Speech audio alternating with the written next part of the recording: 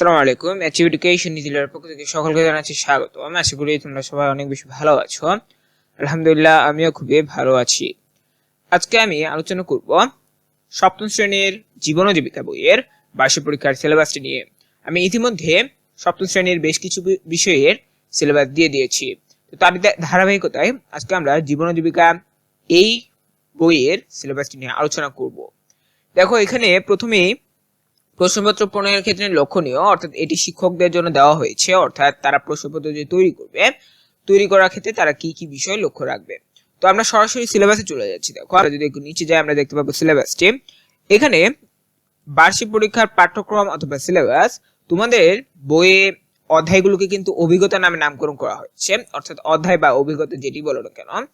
তো এগুলো কিন্তু ক্রমিক নম্বর, এগুলো কিন্তু অধ্যায় নম্বর না, ঠিক আছে? এগুলো ক্রমিক নম্বর, এগুলো অধ্যায় নম্বর নয়।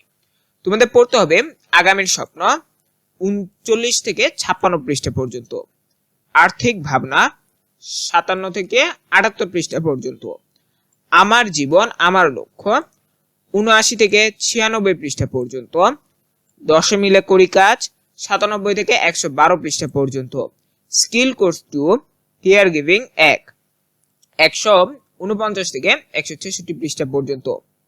তো এই 5টা অধ্যায় তোমাদের পড়তে হবে বার্ষিক পরীক্ষার জন্য। এরপরে দেখো, নিচে রয়েছে মূল্যায়ন কাঠামো, অর্থাৎ তোমাদের মূল্যায়নটি আসলে কিভাবে হবে। মূলত এখানে দুটি ভাগ থাকবে, একটি হচ্ছে শিক্ষণকালীন আর একটি হচ্ছে সামষ্টিক।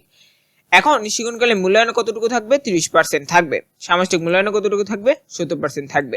এক কথায় শিক্ষণকালীন বলতে বোঝানো হচ্ছে যে তোমরা যে বর্তমানে ক্লাস করছো, ক্লাস চলাকালীন তোমাদের 30% মূল্যায়ন হবে, সামষ্টিক হবে 70%। এটি হবে পরীক্ষার সময়। তো তোমরা দেখে নিলে যে তোমাদের জীবন ও জীবিকা বইয়ের পাঠ্য যে সিলেবাসটি রয়েছে সেটি কেমন হবে। আমি পরবর্তী আরেকটি ভিডিওতে সপ্তম শ্রেণীর স্বাস্থ্য সুরক্ষা বইয়ের সিলেবাসটি নিয়ে আলোচনা করব। তাই পরবর্তী ভিডিও দেখার আমন্ত্রণ জানিয়ে আমি আজকের মতো এখানেই শেষ করছি। আসসালামু আলাইকুম ওয়া রাহমাতুল্লাহ।